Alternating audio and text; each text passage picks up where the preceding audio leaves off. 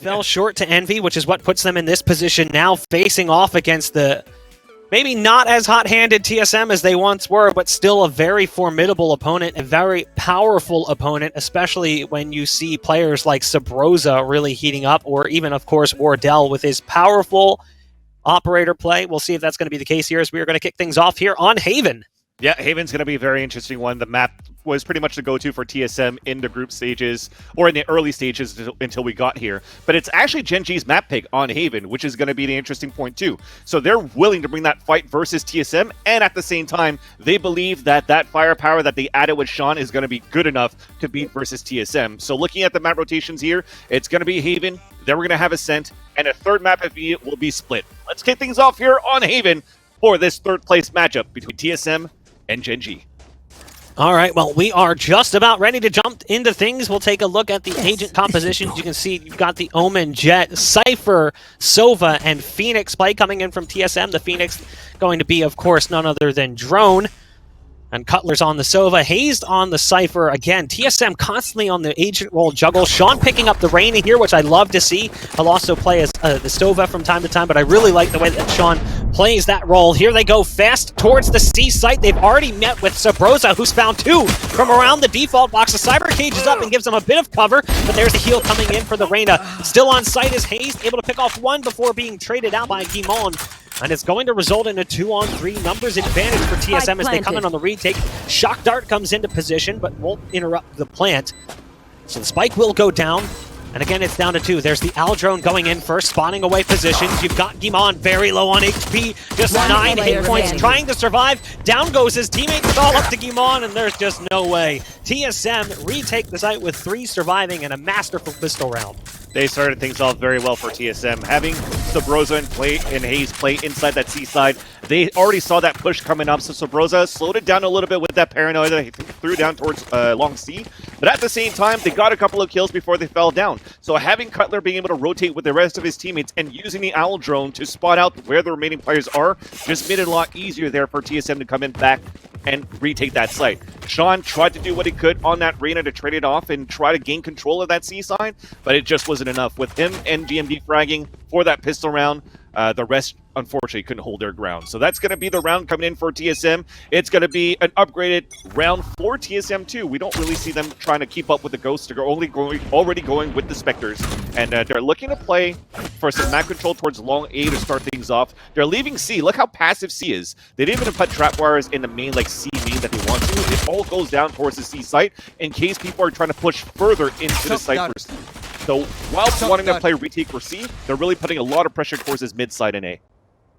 That Shock Dart, had it gotten around the corner through the doorway, might have resulted in a kill. There's Haze playing close. Great paranoia to open it up as well.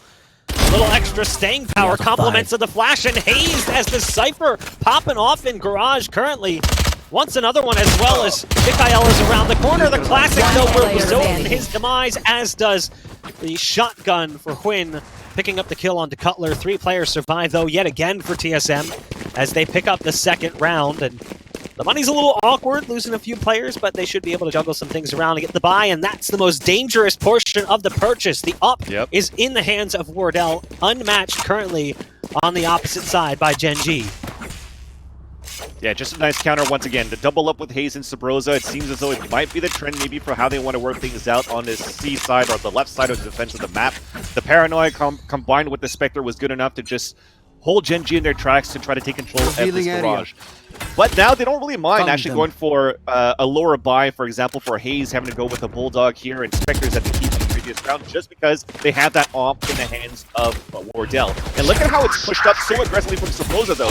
So Wardell's going to take control of this Garage. Subroza pushes up towards that window side, but as they don't find any opposition, they decide to turtle back and play more passively. But now they're going to keep Gen G guessing. Are they going to keep playing aggressively towards its mid side? So they're pushing him towards A, where we have a great position from Drone at long C. Or long A, sorry.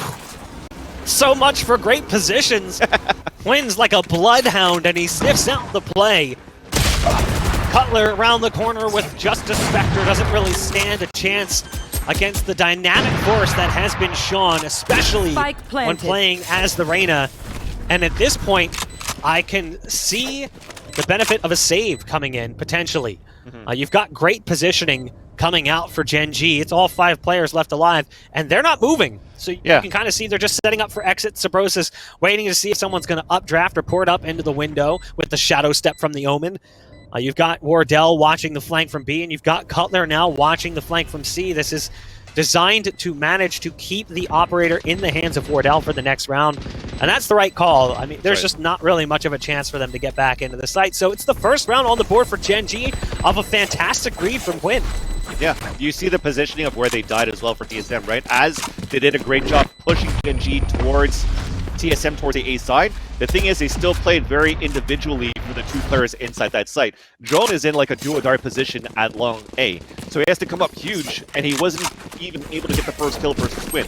So with that, it just gave a lot of map control and site control for Gen G, where because we've invested so much in, I think I saw a Vandal small shield that Hayes still kept into this round. We had an Operator, a couple of Spectres, so they lost 1 Phantom, and they kept the Spectre in the end. So the economy, they still just wanted to make it right into this round here. They were okay into that air quote bonus round that they had on a previous round. So we'll see what happens into this one here for TSM as they finally have that firepower.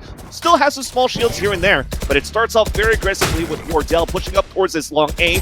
And I'm sure at this point, Drone will probably fall back at some point to help out Soares or help out towards the B side. That deep cam doesn't give away the position as Wardell was not pushed up quite enough. So the early play still being advanced upon over on long A. You've got that Jet holding the op, holding the line. Might have a shot on the Cypher. There it is. So you can see player 1 picked off by the Jet of Wardell. That aggressive play finally pays off. So it's Gen G now operating at a player disadvantage. All that spam through the Cyber Cage is so close. Doing a little bit of damage. He's hitting him shot after shot in the leg. Getting hit by the tripwire though. The Jet's on the site. There's the Leer coming out from Sean, but it doesn't really help too much, as Hayes didn't even see it. Wardell on site trying to survive a little while longer. Dashing around. Did manage to find 3, but Quinn is there to save the day. It's all up to Drone. The 1v2. Can the Phoenix manage to make this one work? First kill's there, on the money, but not enough against Sean. Gen G narrowly survive it. 1 player escaping with an op, but the money is terrible for TSM. It will be a save coming in. Yeah, they really wanted to use Wardell as the enabler towards that A side. So him having that ground first, I thought that he was just going to hold that angle, but I still wanted to push forward with him and Drone together to really get that early pick into the mid side and really getting that 1-man advantage in favor of TSM. After that, though, like I said, I love the way that you placed those trap wires inside that C side. You saw that when Quinn actually bursted into the site with the tailwind, he got caught by both of them. They could technically wallbang him at that point, but he didn't have that much support after that to move into C. So when he tried to go for that wide swing for the kill, he got spotted from the Owl drone. We had another attacker that moved in from the garage side, and that's it. But now this round, though, it's going to be Wardell with 2 kills with the Phantom Eyes, but then it's traded off finally by Mikael. Great play from Wardell with the ult, making the most out of those knives. Zabroza just can't quite get the timing right. Mikael is waiting and patient as ever. Cutler now holding on to the Odin. Do you know what sound it makes? By any chance? I'm told it makes a specific sound. It doesn't look like we're going to get to find out, as it's going to be a play towards C, and Cutler's all the way across the map, and that's the right call at this point. Hang back, Spike planted. give them the round, potentially find something else of value if you don't want to bring the Odin back into the next round. But we all know how much Sovas love the Odin on this map. Yeah. Definitely a strong weapon choice, but at the same time, even better, as Cutler gets the upgrade for the operator that they dropped on that previous round that went into the hands of Win, that actually was traded back by Wardell at that point from, again, aggressive pushes towards the A side that really works out in their favor. So they're really holding back Gen G here on rifle rounds on this A side, where we see a lot of success from Gen G pushing into C side. But now that they're going to have Sova with Cutler, but I guess he had the Odin in that previous round, I was going to say he's going to use it towards that garage. But at least the economy is correct for TSM to get that off back in the hands of Wardell. He could still purchase another Odin if he wants to. Well, the weapons will come out again here for TSM. Again, that op is gifted over to Wardell. He picks it up and says, "Thank you, sir," to his teammate Cutler, who survives the previous round. to make that possible. Chat, if you guys are watching right now, I want to see you guys support your team. So if you think TSM is going to take the series, put your best Pog Slide spam in chat. If you think it's going to be Gen G, I want to see some cat jams up and down in the chat. We are ready to kick off yet another bye round here. Moving into round number 6. The ult gets popped right off the bat. That's Mikael sending pulses out with the Hunter's Fury. And he's got the dart going out as well. He did send some damage down range. Yep. As one pulse connected.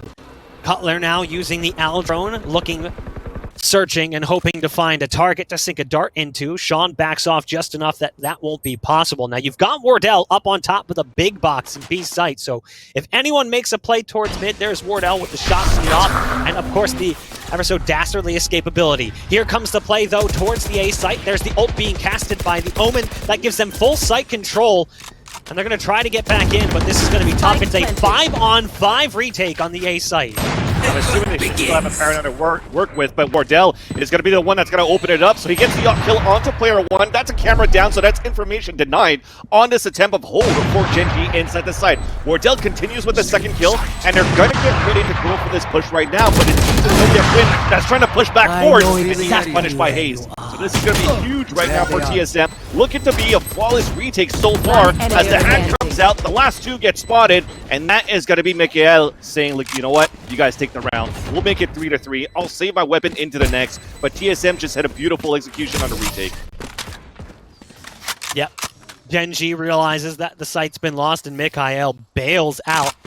Fantastic retake from TSM, all things considered. That should have been so much harder than it actually was. The neural theft certainly helped, giving away positions of players on the site. The buy will come in yet again. Quinn's got enough cash. Does he go for the op purchase, though? It seems like there's some potential trepidation when it comes to making that big purchase. It's been really interesting to watch the op evolve over the last several weeks, seeing how it's gone from being a guaranteed purchase on a jet to almost seldom used on the attack, but it looks like Quinn's going to stick with a pistol, dropping a rifle over to a teammate and then pulling out the Blade Storm, so it will be the knives that lead things in for Win.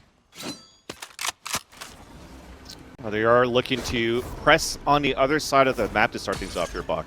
They actually do have Wardell pushing forward this time towards C with support from Sabrosa. And Sabrosa, with what he has, could still shadow step through the trap wires and go for a big flank if they want to. But they play the angles instead. They're looking for a big push inside B. Hayes in an interesting position as Quinn flies through the dark cover and gets vertical as well with the updraft. Makes it difficult to spot him. And the spike will be planted. Now Sabrosa does have a flank play, but oh no, the timing almost worked out so well for player 1. Sabrosa though has them in a really good spot.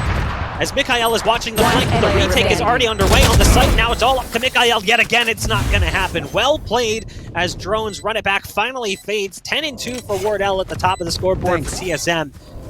It will be round number 4 as they steal the lead away. I saw a lot of Pog Slides and a lot of cat jams. It seems pretty even to me as well, and we do have a poll going on currently in the chat.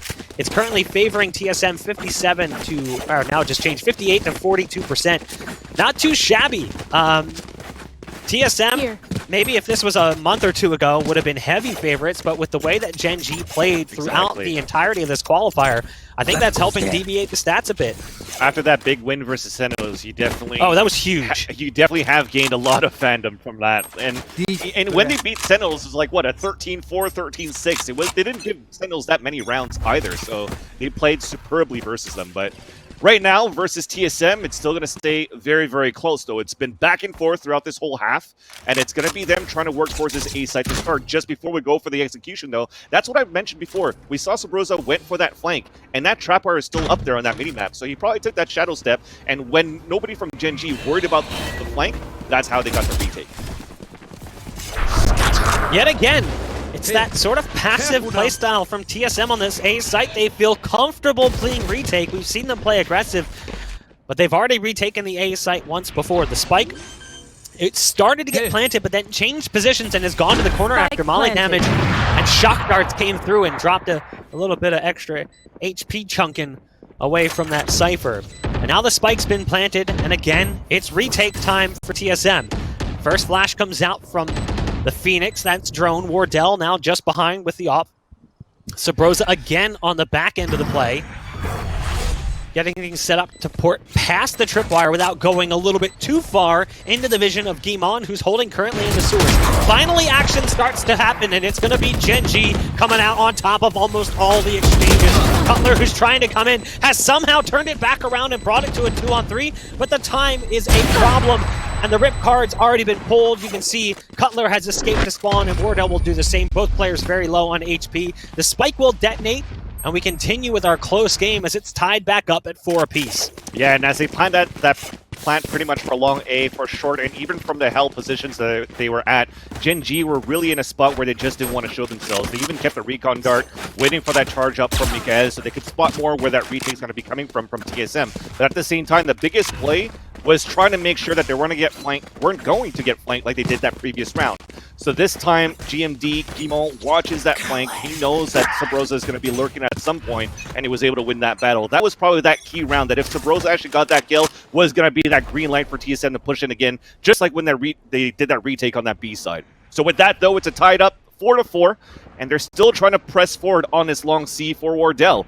And Gen.G deciding for these few rounds, the past few rounds, every single time have read things correctly, where they're like always going towards the opposite round of where the pressure comes. But that Al Drone's going to give out their position, and Drone peeks out, but he's only good for one. Traded off by Mikael as they're pushing inside the site. Going to be hard for Hayes to hold it off. He gets paranoid, but still gets the kill on the win. As now through the Cyber Gate, gets the second one, and a third one up to GMD at the Graffiti. I know Player exactly one is where going to be you just the are. last man standing. Kind of a neuro theft. You know, it's not wasted in the eyes of TSM because they just want to make sure that they secure the round, and it's going to be PL1 trying to save his weapon for the rest. Player one does get a nice pick off there on the Sabrosa, and with the time being what it is, there's the neural theft coming through. And feeling pretty confident to go for that peek, hoping to catch Wardell off guard. Not going to be the case today, as we see TSM take the lead back, but it's still a very close game, obviously 5-4 currently. The money is a big problem, though, for Gen.G. The credit's not stacking up quite the way you'd like them to, so Guimon has enough to purchase and then still have money left over for the next round. That's why you see the Phantom come out for the Omen. Mikael on a Spectre, a Stinger coming out for Hwyn. Sean and Player One both on Sheriffs. Very difficult round, but with the way they've gained access to that A site, if they were able to get back onto the site and at least get a spike plant out, that would be huge. I was going to say, that's a missed Cyber Cage. That could have been an easy kill there for Wardell, but he lets one slip through, and that's going to be Mikael that's going to drone out the site. With that, though, they're still not pushing forward because they're looking for control inside Garage, where Hwyn gets the pick on the Haze. That's huge right now. Hwyn now getting an upgrade. Cutler picks off Player One with the Hunter's Fury. There's a Paranoia coming out. They dash out onto the site. Hwyn's managed to make it up. There's one right to his right. This is so awkward. But Sabrosa just sticks around and waits, and oh, that's perfect. Well played from Sabrosa, and they just never spotted him. Great Paranoia coming out, but it actually goes just wide of Guimon, who will now tap that spike and try to bait out some shots. The Phantom in the hands of Guimon. He's got 45 seconds on the clock to work with. 1 point away from his ult, too. So a kill here could be massive if he's able to pick off one of them, but the one taking point currently is Wardell watching that door, so Guimon's actually wise in his shuffle away from Garage. Looks like he'll be repositioning towards B. It's crazy how they group right now. You have one watching the C entrance in case Mikael is pushing that area. That's Drone. You have one that's watching towards the garage door. That's going to be Wardell. And then you kind of have Cutler helping them out and at the same time watching towards that B lane. So that means it's going to be an easy and open site here for 10 seconds left. Add 300 credits for the rest of the team. What I liked at least from TSM was Sabrosa's play. Just a small mistake from Gen.G that ended up being super costly, where you capitalized on 2 kills for Sabrosa and didn't allow them to get a plant. So let's see if GMD could get this clutch. Shadows traveling. Yeah.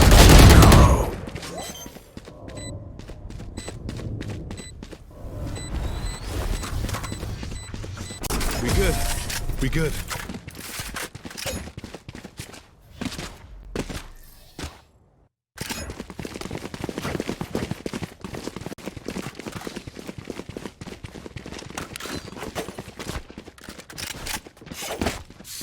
Yes, this should do.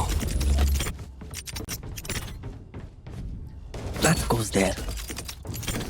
We'll see what it is that Gen G is going to bring to the table. Again, looking at that top of the scoreboard, unmatched currently in the performance. Wardell looking fantastic. But it's a team effort from Gen G that's producing the success. Now, Deep Cyber Cage does allow Hwin to get up into position, but Wardell is holding, and apparently he does miss. Running back is popped, and Hwin can't quite get away, but at least the kill came through, so not too much to be concerned with. As again, it's pressure towards the A site where we've seen Gen G find success many times in the past. Still a great denial to start things off, though. The run it back from Drone gets canceled. And also the Owl drone, the Recon Owl that came up towards Sewers, kind of gave his position away from that short A, so they have to turtle back a lot here for TSM. So you get a lot of ground advantage for Gen G if you really want to try to push into the site. But it looks like they're second-guessing themselves, and they're going to try to lurk back towards this B side. The thing is, though, we have Subroza pushed all the way up towards C, so they really could just play a fast rotate from this A side to B, where the information was really going to come in from Hayes right now. Camera inside Garage is going to give a lot, and also a trapwire on the right side. So that's how he's playing those two angles on his own. 30 seconds left. Gen G, again, falling back and beginning a recommitment towards A. One of the slower plays that we've seen from Gen G so far. Hwin's going to drop the smoke down and try to push on through. The ult being popped does allow the Omen to get into heaven, left. but they've still got Phoenix in hell. You've got Drone still on site, but they didn't even see him somehow not spotted, and everything falls apart. A flawless round from TSM as they turtle up and just wait. Last round in Unbelievable patience from Drone as well, playing in hell. Gen G just tunnel vision, going into the site. This is the third time whenever they have the ult ready for GMD, he's going to ult into hell, and then they try to get into the site, but take control of Graffiti side before they head back into a regular plant, maybe on a default or right side of the site. But this time, Subroza countered back with his own from the shadows and came out at long A when nobody was there. So he was actually able to go back through a full teleportation with the ultimate and still get the backstab kill on the plant carrier. That allowed just TSM to get another big win off the back of Subroza on a flank. Get out of my way! Subroza hiding in that dark cover, gonna refresh. And there's that Hunter's Fury coming out. Subroza though misses that first target and then opens up an opportunity. Hwin goes down in the fly-in attempt, but Sean is there to at least take care of that. Oh man, Sean through the cyber cage, able to find one more Cutler. Almost got into that corner, trying to survive now. Shock Dart coming out, is it enough? No! Player one somehow escapes that ball of lightning as he ducks into the corner. Cutler on 5 HP, but look at the aggression elsewhere. Drone has pushed through the garage, and he's getting a little risky. Curveball goes up, it goes too high, it actually hits the top of the door frame, it doesn't go around the corner. Flame Wall coming in, so the Blaze Wall will at least protect him, sort of. As they try to push through it, Drone somehow picks up that second kill. We're down to now 2 against 2, and a player on each side. Heavily scratched up, you've got Cutler, who's scuffed, sitting on 5 HP. 30 seconds and left. On the opposite side, you've got player one, who's not looking too much better. Wardell is across the map, playing a different portion altogether. As the push goes towards that C site, you'll see Sean and his teammate, player one, trying to secure the spike. Yeah, I thought Drone was dead to rights after that Blaze Wall, and even on top of that, the Recon Dart, but he's just fast. The reaction time was amazing there for his point. Now it has to be a 2 versus 2 where you have to play a retake no matter what. Position's going to be given away as Cutler breaks that trapwire, but he's looking to go for that individual play just before he was trying to deny that plant, but now that it's planted, he's just going to wait for Wardell to come. So let's see if they can do it. The advantage definitely comes in for Gen G right now with the position that they have on the post plant.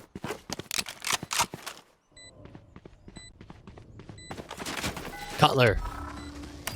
In a tough scenario with just 5 HP, going to put a lot of pressure on Wardell. There's the deep dart going in, does give away at least one of their positions. As they try to work their way in, they'll take out the Ham first. It's down to Cutler now against Sean. Sean looking for the ace with just 5 HP. He doesn't stand a chance. Sean with a massive ace to deliver the final round of the first half. Switching sides. Into Gen G's lap. And again, it's going to be that close half, 7-5, your final score as we swap sides. This I had an idea that it was going to be a banger, but I didn't think it was going to be this close too. But it's been back and forth. We talked about how not many teams from these two teams, TSM or Gen G, had a chance to really run away with the half. It's been fairly even. A 7-5 scoreline is very close as well. And you're looking at the record of TSM walking into this tournament on Haven. They're currently at 5-0, just playing on Haven themselves, while Gen G is at 3-0. Yet this is still Gen G's map. So they're comfortable to bring that fight versus TSM, as we mentioned before. And it definitely showed from the way that they executed and the way that they played on the attacker side here to start things off. I mean, that play from Drone was huge there. It almost set them up, but it wasn't quite enough. Back into the action we go as the second half commences. TSM on the attack, trying to gain access to the B site. Quinn does some decent damage, sticks around a little too long, and Guimon not able to best Wardell in the fight. Blocking sight. However, they're going to be moving over towards C, so they get that B control, and they're going to split towards the C site instead. There's a gap in the Cloudburst that allows a little bit of damage to be dealt. Player one just keeps tapping, and eventually Wardell kind of wanders into it. And it'll give Gen G a little bit of a leg up, but they still have the disadvantage. It's a 4-on-3, and the spike's been planted by TSM. This is a really big strat. They had to come up huge with the kills in the front, but let's see the retake attempt from Gen G as they're all grouped up towards the spawn side. The first one to beat to get information, it is going to be Hayes. Wide swing as Mikael punishes him for that. Now he spots a couple more, but his teammates blocked him to start things off, and player one gets picked in the face just behind. And that is going to leave now Sean on a 2 versus 1 with the clock still ticking on that spike. He's trying to move forward, switch it to the Ghost, but you could tell that it's pretty much over at this point. When the spike is planted all the way back there, it's GG. A nice round coming in for TSM. It is going to be 8-5. But as I mentioned here, Block, before, those kills had to come up huge from Drone and from Wardell inside that B site, because those kills forced a rotation out of Garage, which allowed 2 more players to just lurk into that area, and a last player to play towards C to basically go for a triple pinch inside that C site. They ran in from all the entrances possible into the C side. So very well done there for Wardell and for Drone to run through Cerbrosa's smoke at the beginning. Here. Well played in the pistol from TSM. Gen G, a little bit of an investment. You've got Sean with the Sheriff, a frenzy for Hwin. The rest of the team, though, on Classics. So it could be a 9th round coming in here from TSM unless they make some massive mistakes. I like the aggressive play coming out from Gen G, and it's been left unchecked. Now, Wardell is here, but Wardell doesn't really have the firepower you would want, given what's happening currently. Wardell's holding just a Ghost.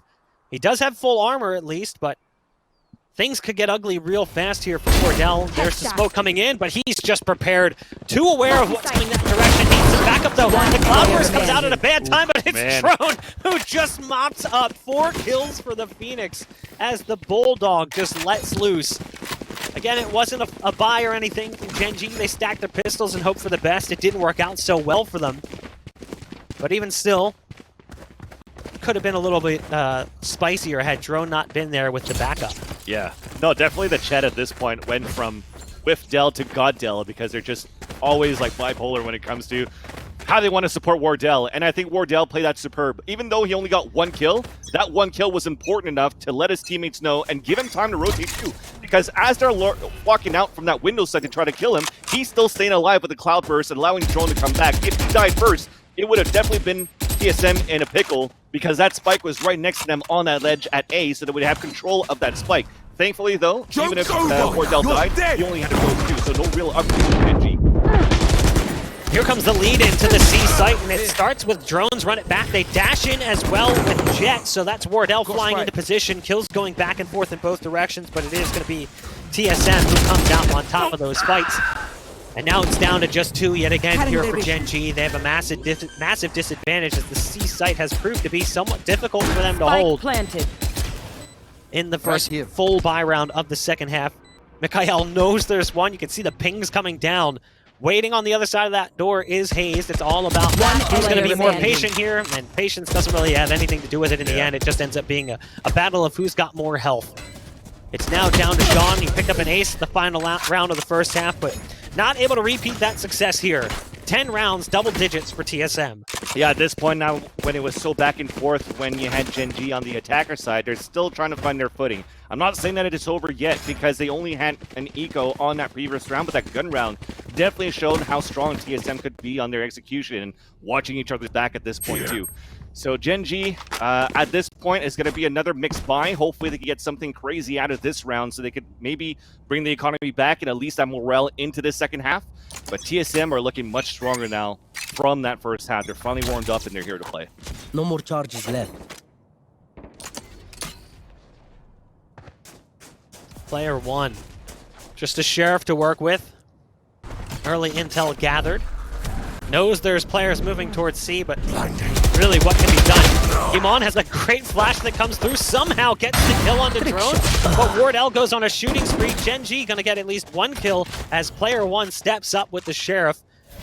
But not exactly the home run they needed, it's more of a sacrifice bunt. It's gonna come down to a 2-on-3. You've got Sean moving into position. The Stinger does work out okay for the Reyna. Mikael just behind.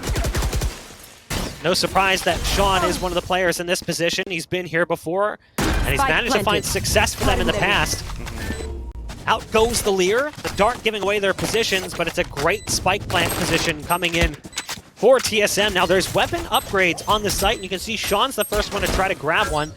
Recon Dart does go out, gives away positions. They know that there's no one on the site currently. It'll be a difficult scenario for them, and yeah, now it's even harder. They needed that rifle to survive, and it doesn't. 11-5, TSM controlling the second half thus far. You still have to give it to both Sovas, Mikael, and Cutler from the way that they're playing the recon darts at the right moment, too. The first one that was thrown from Gen G side on that 2 versus 2 attempt to the retake allowed them to know that both players were falling back towards long C. And then Cutler to retaliate back. Actually, it did ping Sean on the back of the platform. And they knew since the second one was already tapping onto that spike, they had the perfect angles and knew where to look and place their crosshairs on that double peak to make sure that they won the fights. And again, it all comes down to aim and who's better at that point in that specific moment. And it was definitely Sean who got letting. This is a great start to the round, though, for Gen G as Quinn and Mikael both get in on the action right off the bat. You've got the op pick coming in from the Jet, and then, of course, the Hunter's Fury finds success. So what do? They decide to go back to C. They've had success there in the past, and they're going to keep working that until it doesn't anymore. Cutler will pick off one on the attempt to take player 1 with a trade. Most promising round we've seen for Gen G in this half so far. And the jumping pistol proves to be a nuisance, but it's actually player 1 with the shot through the dark cover and the edge of the wall to close out the round for Gen G. 3 players survive, and they can start to build a half around it. Yeah. Thing is, their margin for error is slim. 11 rounds already for TSM. You know, if you looked at the scoreline now, you'd say, wow, this isn't really much of a close game. TSM's kind of run away with it. Well, no, not really. That first half was so incredibly close, and some of those rounds could have gone either direction. It's just in the second half, they haven't managed to like really pick things up, but now is maybe that opportunity for them. Yeah, and even then, when you lose pistol and you lose third round, it's so hard for you to build your economy back. But now that they finally won that last round convincingly from dropping 2 players early into the round, and you see how Wynn's being a lot more aggressive with the operator and getting those first picks, that could be the momentum shifter for Gen G to take this game back into their hands. But the thing is, both of these teams have 4 ultimates to work with this time, and TSM, because they won 4 rounds in a row, they have so much money to work with to get into the C-side. Careful now. That soft C site exposes its even softer underbelly. There's no defense currently on the site. And TSM attempts to deliver a coup de grace to Gen G. Now there's the ult being popped. Omen now getting back behind enemy lines. Both Omens actually using the ults. So both getting some intel on the play. The Owl drone flies right past Wardell, who's now trying to get inside that cyber cage to get away. And again, they'll escape towards long, and they'll play for the post plant. Now the spike isn't perfectly planted for them, so it's going to require a little bit more proactive effort as they've now gone onto the site, tapping the spike. Hunter's Fury comes out, but it's a little bit early as the pulses go down range, but they're not actually on the spike as of yet. Pulses still coming out as they now jump onto that spike.